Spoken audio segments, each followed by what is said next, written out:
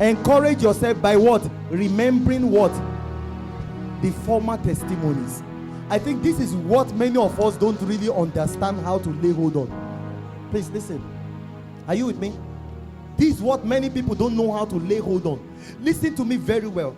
I said this in one of the meetings. I said the reason why God instructed the children of Israel that always tell your children about the testimony of what happened, how I divided the Red Sea through Moses, is because of what? You see, there is strength in testimony. Testimony can bring the past to the present and can bring the mighty you in the past to the present again.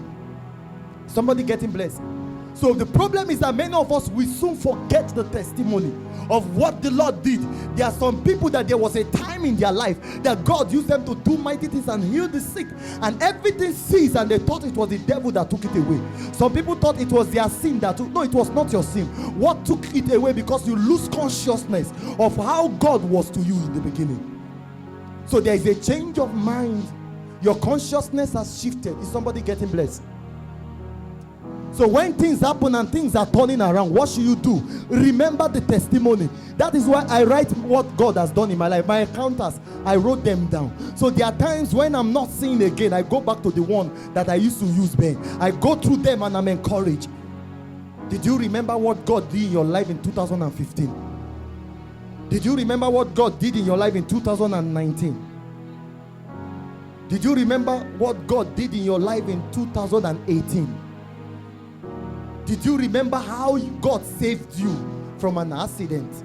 Did you remember how God did a miracle in the house? There was nothing at home to eat that day, and all of a sudden God just opened the door in a way, and the next thing is that food came.